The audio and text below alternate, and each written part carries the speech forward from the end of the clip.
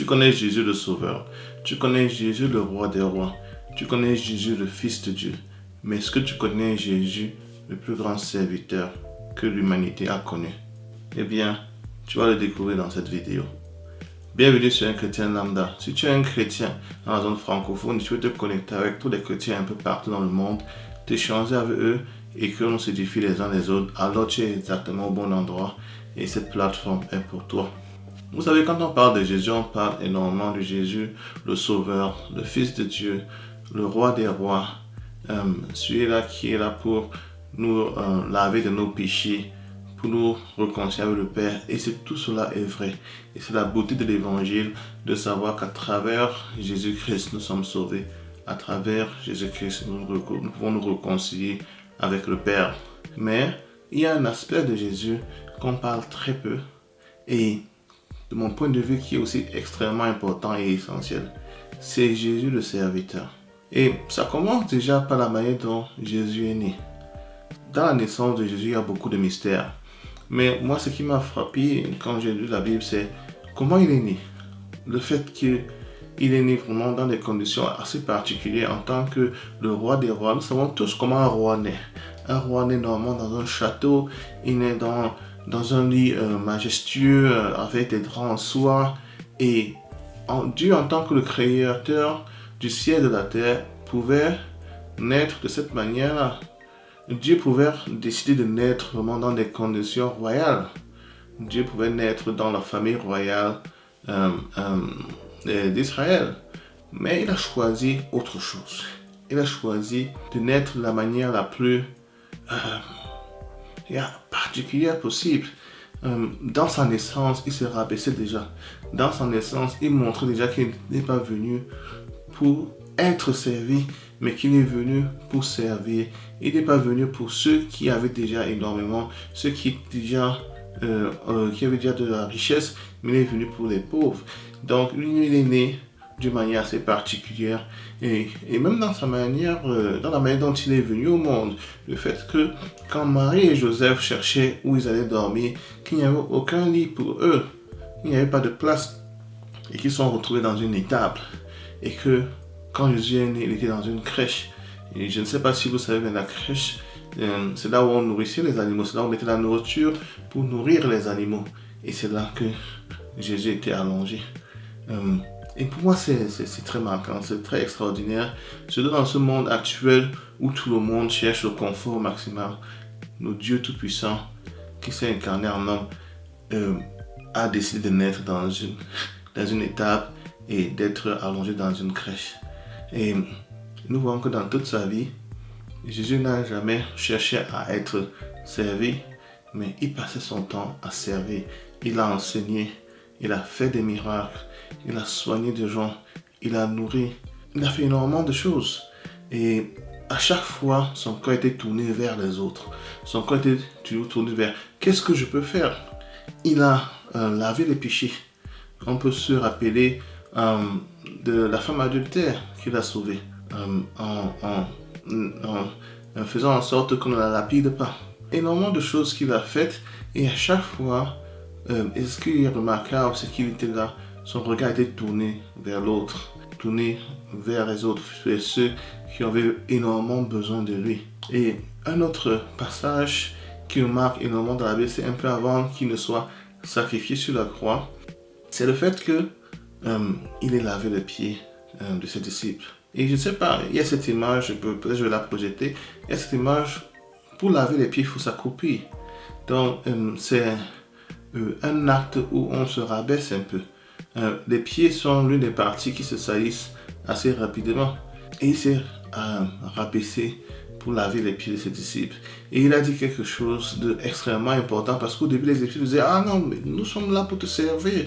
Tu ne veux pas laver nos pieds, c'est à nous de laver tes pieds. » Il a dit que non, je le fais. Et il y a un message caché. Et nous pouvons lire dans Jean 13. Lisons ça un peu ensemble. Lisons ça ensemble. Donc Jean 13, du verset 13 à 15, qu'est-ce qui est écrit?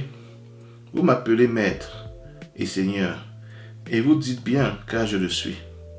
Si donc je vous ai lavé les pieds, moi le Seigneur le Maître, vous devez aussi me laver les pieds les uns les autres. car je vous ai donné un exemple afin que vous fassiez comme je vous ai fait. Et ça va un peu avec ce qui est écrit dans Éphésiens où le Seigneur nous demande de nous soumettre les uns des autres. Et de mon point de vue, l'expression de la soumission, c'est le service. Quand je te soumets à quelqu'un, ça veut dire que je te rends utile pour la personne. Ça veut dire que tu sers la personne. Donc ici, le Seigneur nous dit, je suis ton maître. Si moi, ton maître, je me mets à genoux pour laver tes pieds, c'est pour te lancer un message puissant. C'est pour te dire que vous devez vous laver les pieds les uns les autres. Quel que soit le ministère, quel que soit le rôle que tu joues, nous ne devons pas oublier que nous devons nous servir les uns les autres. Et que te dire du service ultime que notre Seigneur nous a rendu, c'est-à-dire le sacrifice sur la croix, pour que nous puissions être sauvés. Donc ça veut dire que le Seigneur est venu sur cette terre. Il a servi tout au long de sa vie, jusqu'au point où il a fait le sacrifice ultime de donner sa vie. Ça veut dire qu'il a mis sa vie en jeu. Il a sacrifié sa vie pour nous. Celui-là qui n'avait aucune tâche, il a porté les tâches du monde sur lui. Il les a lavées. Il a lavé les tâches de ce monde pour que nous puissions être sauvés à travers son nom.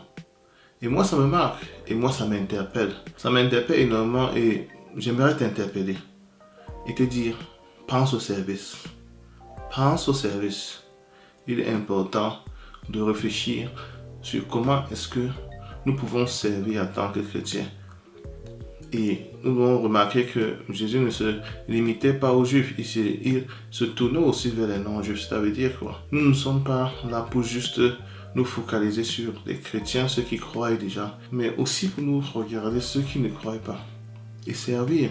Et nous pouvons aussi voir que Jésus ne servait pas seulement en prêchant et en enseignant, il servait aussi en soignant, il servait aussi en se préoccupant, en sauvant, en aidant. Et ça veut dire qu'il n'y a aucune limite sur comment on sert. Le plus important, c'est la disposition du cœur. Et ayons des cœurs disposés pour servir. Ayons des cœurs qui se tournent vers ceux qui sont moins lotis que nous. Ce serait un peu mon interpellation pour toi aujourd'hui. Vraiment, prenons à cœur le service. Le Seigneur nous demande que nous soyons des exemples, que nous soyons des imitateurs. Imitons-le. Imitons-le comment il était humble. Imitons-le comment il servait de tout son cœur et de toute son âme. Donc, c'est un peu ça le message que je veux te transmettre aujourd'hui. C'est un peu ça que je voulais partager avec toi. Donc, prends à cœur à partir d'aujourd'hui. Pose-toi des questions.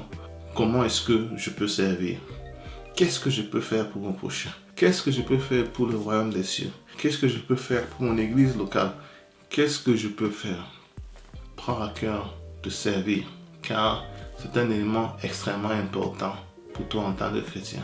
Je te remercie de m'avoir écouté jusqu'à la fin. J'espère que cette vidéo t'a édifié. J'espère qu'elle t'a ouvert les yeux sur certaines choses. Si tu as aimé, n'hésite pas à partager, liker, voilà, commenter, me donner ton avis dans les commentaires. J'aime lire ce que tu as dit. N'hésite pas aussi à t'abonner si ce n'est pas déjà le cas et à activer les notifications. Nous sommes heureux d'accueillir chaque nouveau membre, agrandir un peu la communauté et surtout accueillir ceux qui sont prêts à être un peu plus actifs et à faire en sorte que cette communauté soit vivante. Donc, abonne-toi et si tu le fais, sois le bienvenu. Je me réjouis énormément et si tu actives la notification, tu auras les prochaines vidéos. Je te dis donc à très très bientôt. Que le Seigneur te bénisse.